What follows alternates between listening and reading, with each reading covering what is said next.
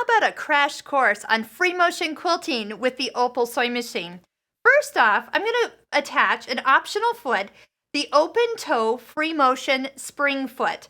Now this foot is not a snap-on foot, so we're going to use our screwdriver and actually loosen the black screw on the side of the ankle and remove the foot completely. I like this foot because it really helps with some accurate stitch formation, plus it's open in front so I can easily see where I'm going if I'm following a line or going around a flower. It's nice and visible. Give your finger turn and then a little extra turn with the screwdriver. Not too much, but just enough to tighten it down. The next thing we want to do is lower the feed teeth. Take and slide the lever to the minus side. Now keep in mind when you slide it back, those teeth will not come up until you actually take a stitch. So back to the minus side, so they are down. We've taken a piece of fabric and sandwiched it with some quilt batting. First thing I like to do is I always bring up my bobbin thread. You could go ahead and tap your foot control for one stitch. Lift that up and bring that bobbin thread up. If you've cut your thread from before, you might not have a lot of threads to bring up. Next, it doesn't matter what setting you're on, you just need to be on a straight stitch, but the stitch length does not matter. So you're going to find yourself moving your hands in a formation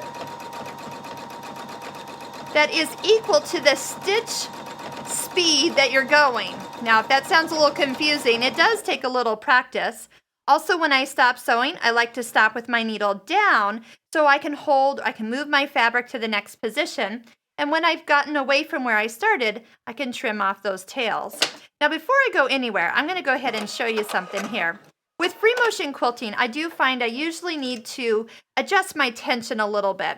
Right now, I find that I have some bumps that are coming up on the top side. When I run my fingernail on them, I'm actually feeling, well, they kind of feel like Braille, if only stitches could talk. But I'm feeling dot, dot, dot. And actually, it's going to look much better on the back side. So I actually want this to be what my result looks like on the top.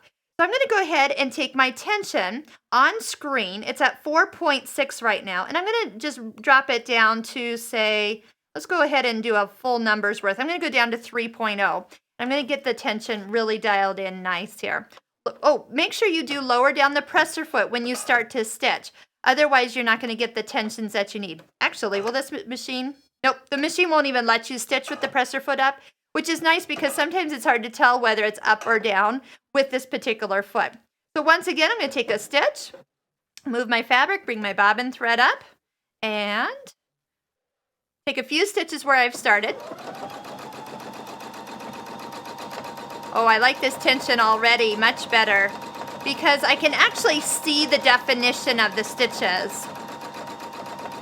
Another thing I will often use is the speed adjustment on this machine. Sometimes what I'll do is I'll drop it down a notch or two, touching the minus sign. And then what I find is that as I step on the foot control, so for right now, my foot is all the way down on the foot control, but yet the speed of the machine is held at kind of a little on the slow side for me, but you'll find what works for you. You kind of start to match your hand movement with the speed of the machine. Go ahead and bump that up one more notch, and let's see if that would be my perfect cruising speed for today. Oh, I like that. So what I'm trying to do is keep all those stitches about a normal stitch length. If you get going too fast, they get too long. If you don't move it enough, they get little tiny, and that doesn't look good. So you're kind of going for that happy medium. Do you notice how the foot is going up and down? It is hopping. And so that is actually giving you stability of the layers being held together while the stitch is being formed. Once again, have the needle stopping in the down position when you are working. And when you start up again, just let it take another stitch in kind of that same little area so it doesn't look like you're getting a big long stitch or anything. And away you go. There's lots of machine quilting aids to help, from gloves to slippier surfaces you can put on your machine. Best of all, a sewing cabinet where you can drop the machine down into a lower level. You can kind of tell my hands are a little bit high here, and my shoulders have raised up to try to keep a downward pressure as I keep to move this fabric. On a bigger quilt, that is not going to last very long. My shoulders are going to get sore.